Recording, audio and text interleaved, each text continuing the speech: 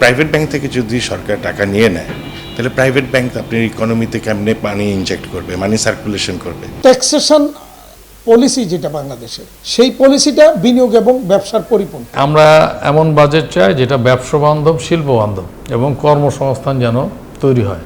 এবং ব্যবসা করার যে জটিলতাগুলো, যেগুলো হলো আপনার রেভিনিউতে ইম্প্যাক্ট করবে না, কিন্তু এই বিষয়গুলো সহজ করলে ব্যবসাটার ক্ষেত্রটা বড় হবে। বহুমুখী সংকটে দেশের অর্থনীতির প্রধান চালিকা শক্তি বেসরকারি খাত। ঋণের প্রবৃদ্ধি নেমে এসেছে ইতিহাসের সর্বনিম্ন পর্যায়ে। উচ্চ সুদহার, দীর্ঘস্থায়ী জ্বালানি সংকট সহ নানা কারণে স্থবির বিনিয়োগ, ফলে কমছে উৎপাদন ও কর্মসংস্থান। ঘুরে দাঁড়াতে এখন নতুন বাজেটের দিকে তাকিয়ে উদ্যোক্তারা। অর্থনীতিবিদরা বলছেন, স্থবিরতা কাটাতে প্রয়োজন বিনিয়োগ বান্ধব নীতি। বিস্তারিত জানাচ্ছেন রিয়াদ সুমন।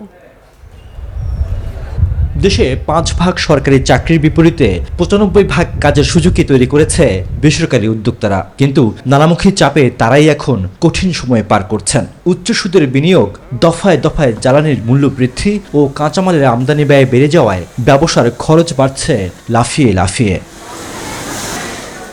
দীর্ঘমেয়াদী এসব সংকটে অনেকটাই মুখ থুবড়ে পড়েছে বিনিয়োগ। হিসেব বলছে, চলতি বছরের মার্চে জিডিপির অনুপাতে বিনিয়োগের হার নেমেছে 22%, যা গত 11 বছরের মধ্যে সর্বনিম্ন।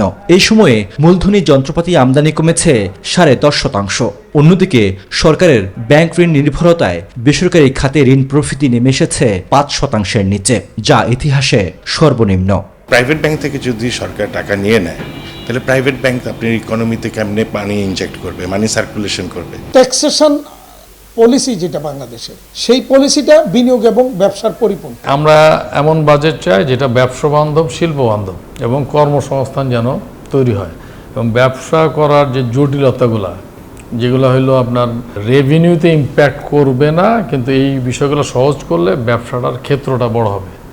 Spanish digital print tiles, ATI tiles, এক টাইলসে জীবন পার। শুধু অভ্যন্তরীণ নয়, বৈশ্বিক অস্থিরতাও বিপাকে ফেলেছে দেশীয় উদ্যোক্তাদের। যুক্তরাষ্ট্রের শুল্ক নীতি ও মধ্যপ্রাচ্যের যুদ্ধের প্রভাবে প্রতিনিয়তই কমছে রপ্তানি। হিসেব বলছে, চলতি অর্থ বছরের 11 মাসে রপ্তানি কমেছে 2.5%-এর বেশি। চারিদিকে যে যুদ্ধ, এই যুদ্ধটা আমাদের এক্সপোর্ট পারফরমেন্সে ভালো রকম একটা এফেক্ট হয়েছে।